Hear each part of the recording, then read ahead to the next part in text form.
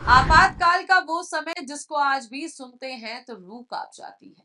उस आपातकाल के समय को याद किया जाता है तो कहीं ना कहीं सुनने वालों की एक बार तो रूह कांप ही जाती है।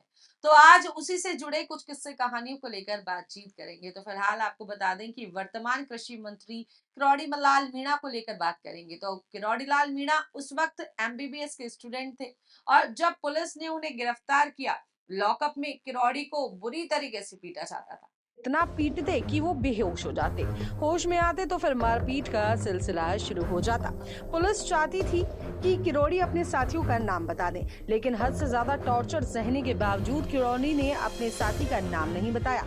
1975 में लगाए गए आपातकाल को आज पूरे 48 साल पूरे हो चुके हैं। आपातकाल के राजस्थान से भी जुड़े कई किस्से हैं। राजस्थान में भी जनसंघ और राष्ट्रीय स्वयंसेवक संघ आरएसएस से जुड़े नेताओं कार्यकर्ताओं की गिरफ्तारियां हुई। पुलिस से बचने के लिए कई नेता काफी दिनों तक छिपे रहे, लेकिन बाद में पकड़े गए। इनमें राजस्थान से कृषि मंत्री किरोड़ी लाल मीणा और राज्यसभा सांसद घनश्याम तिवारी भी शामिल थे। इन्होंने आपातकाल के दौरान पुलिस के अत्याचार सहे। किरोड़ी और तिवारी को पुलिस ने बुरी तरीके से पीटा भी था। उस समय किरोड़ी लाल मीणा और नरेंद्र मोदी के बीच गहरी दोस्ती हुआ करती थी। डॉक्टर किरोड़ी लाल मीणा बीकानेर के मेडिकल कॉलेज से एमबीबीएस कर रहे थे। इस दौरान वे आरएसएस से भी जुड़े हुए थे। जनसंघ व आरएसएस के नेताओं की 25 और 26 जून को गिरफ्तारियां हुई, लेकिन उस समय डॉक्टर मीणा पुलिस की पकड़ से बच गए थे। इसके बाद वे छिप कर आपातकालीन विरोधी साहित्य और पर्चे बांटते रहे। आपको बता दें, ये पर्चे गुजरात से नरेंद्र मोदी उन्हें भेजा करते थे। डॉक्टर किरोड़ी मीणा आपातकाल के दौरान पुलिस की यातनाओं और नरेंद्र मोदी से हुई दोस्ती का जिक्र करते हुए कहते हैं, आपातकाल जब लगा उस वक्त हम अखिल भारतीय परिषद यानी कि एबीवीपी से जुड़े हुए थे। हम गुपचुप आपातकाल विरोध साहित्य बांटते थे। भूमिगत नेताओं और कार्यकर्ताओं तक ये साहित्य पहुंचाते थे।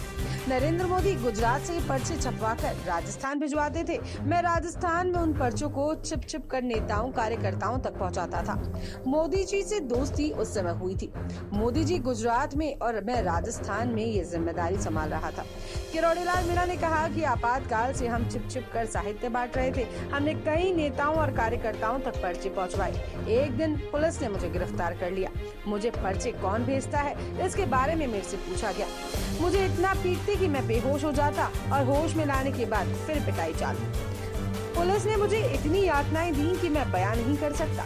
इतनी अमानवीय यातनाएं दे सकते थे, जितना किसी इंसान को टॉर्चर किया जा सकता था उतना किया। लेकिन मैं कभी भी पर्चे छपने की जगह और मोदी जी के बारे में मैंने कभी नहीं बताया। आपातकाल के दौरान झेली गई यातनाओं का असर आज तक मेरे हेल्थ और मेरी सेहत पर दिखता है। ये वो दौर था जब आपको मिसा में अरेस्ट करने के बाद मजिस्ट्रेट के सामने पेश करने की जरूरत नहीं थी। राज्यसभा सांसद घनश्याम तिवारी भी इमरजेंसी में पुलिस की यातनाएं झेलने वाले नेताओं में है। तिवारी को आज भी सारा घटनाक्रम याद है।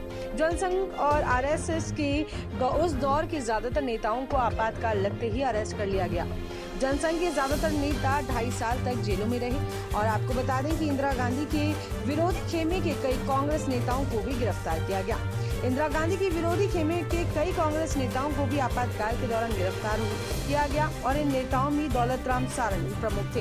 राजस्थान में कांग्रेस के इंदिरा गांधी विरोधी माने जाने वाले कुछ कार्यकर्ताओं को भी गिरफ्तार किया गया था। सीपीएम के नेताओं को इमरजेंसी के विरोध के कारण अरेस्ट किया गया था और आपातकाल लगाने से पहले राजस्थान के मुख्य सचिव सरदारी लाल खुराना को केंद्रीय गृह सचिव बनाया गया। उनसे पहले केंद्रीय गृह सचिव निर्मल मुखर्जी नियम से चलने वाले माने जाते थे। उस वक्त सरदारी लाल खुराना को इसलिए चुना गया क्योंकि वे राजनीतिक आकाओं के आदेश मानने वाले मुफीद अफसर माने जाते थे। आपातकाल में हरिदेव जोशी राजस्थान के मुख्यमंत्री थे और 25 जून की आधी रात को आपातकाल की घोषणा से पहले प्रधानमंत्री इंदिरा गांधी और उनके नजदीकियों ने पूरी तैयारी कर रखी थी। कांग्रेस के सभी मुख्यमंत्रियों को दिल्ली बुलाकर विपक्ष के नेताओं को गिरफ्तार करने से लेकर प्रेस पर सेंसरशिप लगाने और जो करना था उसका एक्शन प्लान समझाया। राजस्थान में हरिदेव जोशी सीएम थे और उस दिन हरिदेव जोशी बांसवाड़ा में बेटे की शादी की तैयारियों में व्यस्त थे। उन्हें लेने के लिए प्लेन भेजा गया और हरदेव जोशी को बेटे की बारात के बीच से दिल्ली जाना पड़ा था। राजस्थान में उस वक्त भैरव सिंह शेखावत सभी विपक्षी दिग्गजों को इमरजेंसी लगते ही 26 जून 1975 को गिरफ्तार कर लिया गया था। हरिशंकर भाभड़ा, ललित किशोर चतुर्वेदी, राजेंद्र गहलोत जैसे नेताओं को जेलों में डाल दिया गया था।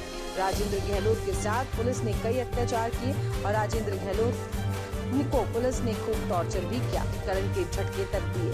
तो ये थी कहानी 1975 के उस आपातकाल के समय की, जिसको सुनकर आज भी लोगों की रूह कांप जाती है। तो इसी तरह की इंटरेस्टिंग और कुछ किस्सों से जुड़ने के लिए देखते रहिए पंजाब केसरी राजस्थान।